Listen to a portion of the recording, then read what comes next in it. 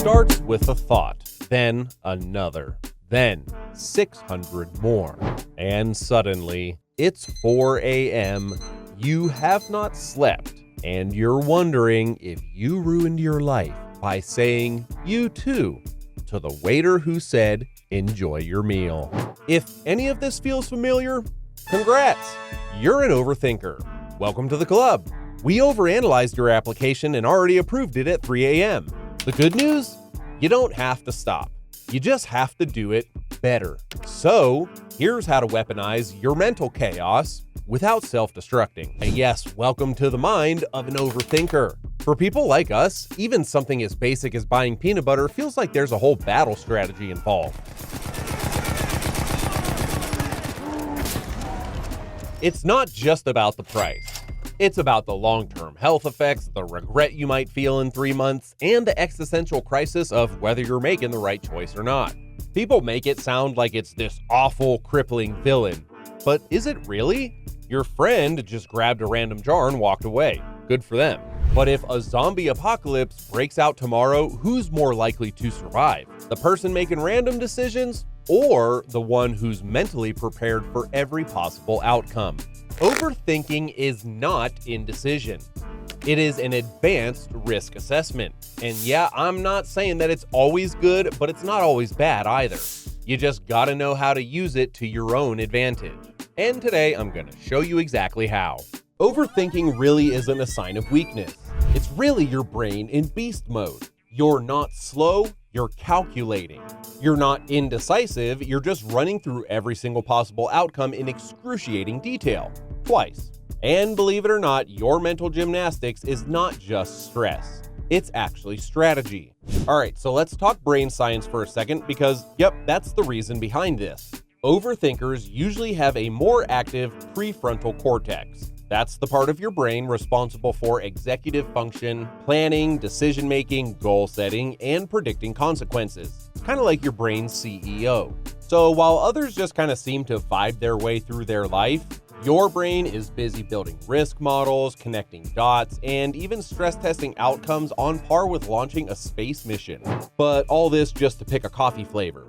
This hyperactivity also boosts what we call cognitive vigilance, which means you're just more alert to changes, more aware of threats, and more tuned into patterns. Your brain is always running in the background, even when you're just chilling. That's probably why you can't sleep well after someone says, "we need to talk." And it's not just you. Einstein overthought time, Shakespeare overthought love and murder, and Elon Musk literally overthinks how to colonize Mars. And the guy who invented the fork certainly spent years debating 2 prongs or 4.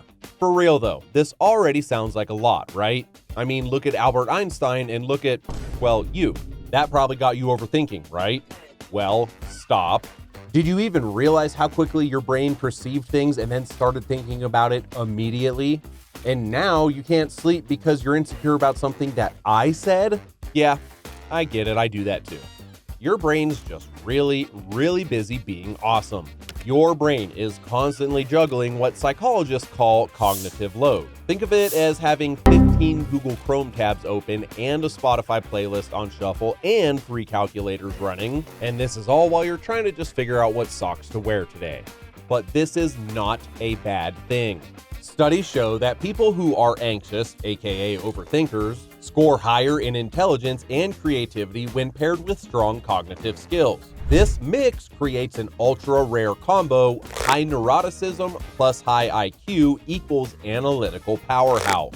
But just so you know, not all overthinking is built the same. First, we've got rumination, which basically is just a destructive loop where your brain goes, "Why did I do that? Ugh, I'm the worst. Let's relive this embarrassment 800 times over." And then there's reflection, where your brain instead says, "Okay, that sucked. Why did it happen, and what can I learn for next time?" Studies have shown that when you regulate your emotions, overthinking becomes reflective and not ruminative. That is the zone where breakthroughs happen. If you're spiraling, just write it down. Make things clear and understandable for your brain, okay? I know that sometimes you've got so much clarity that you space out and randomly solve a problem when you weren't even thinking about it, right? Well, that is our default mode network firing up and working.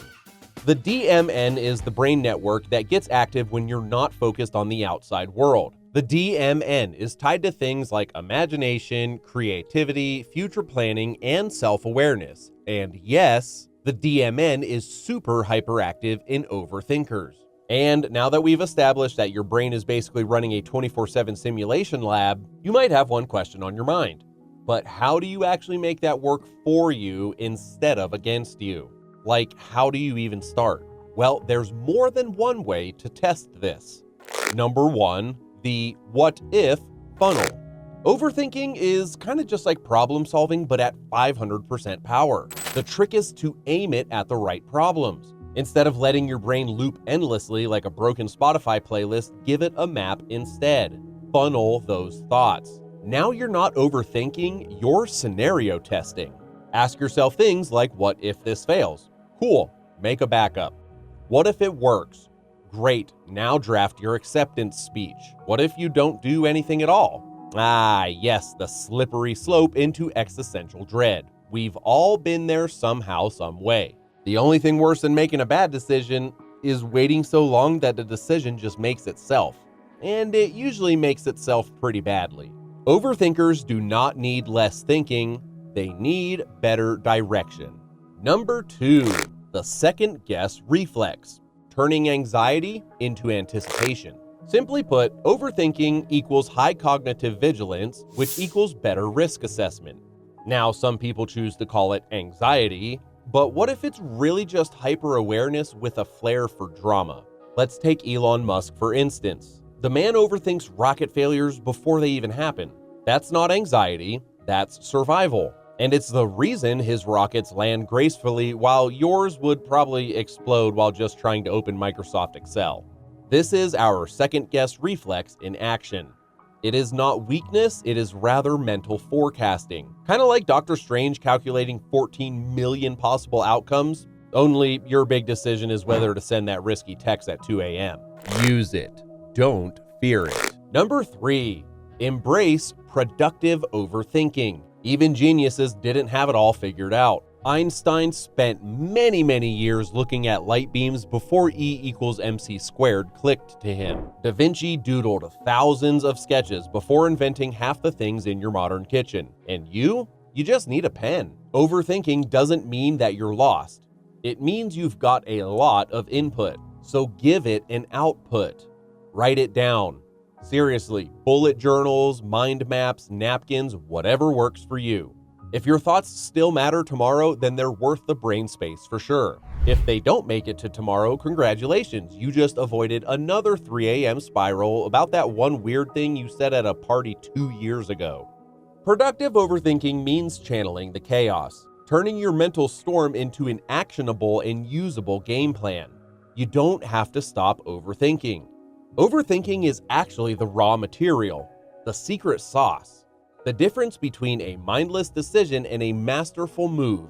It's not just about stopping the thoughts, it's rather about steering them. You still think that your overthinking is a curse, don't you? Well, you are wrong. Let's talk about some real-life proof. Some of the world's most iconic minds were chronic overthinkers. Not only did they survive it, but they built empires upon it. Steve Jobs didn't just design a phone. He obsessed over every pixel, every single curve, every single click. This man literally overthought buttons. That's why you only got one on the first iPhone, because 2 buttons? Nah, that's too many. One too many as a matter of a fact. He didn't settle for good enough. He overanalyzed it, tore it apart, rebuilt it, and only then dropped a masterpiece that changed tech forever. Overthinking didn't hold Steve Jobs back. It made him a legend. Now, let's talk about you. Yep, you. The one who replays every conversation in 4K, who takes longer to pick a cereal than most people take to pick their careers. That brain of yours, it's built for greatness. You just need to channel it. You're honestly running some of the most premium software that humans have available to them, but you're kind of doing it without the manual. Until now. So yeah, overthinking is not the real problem. You are. Kind of. In the best way possible, of course. Own your spirals. weaponize your worry and make it your genius. Just don't forget to breathe while you're at it. So now that we've reached the end, go ahead, overthink every single word I just said because I know you're gonna do it anyways. Come on, you know you want to. Thanks for watching the video. Subscribe to our channel if you haven't already, and I hope you don't overthink pressing that like button.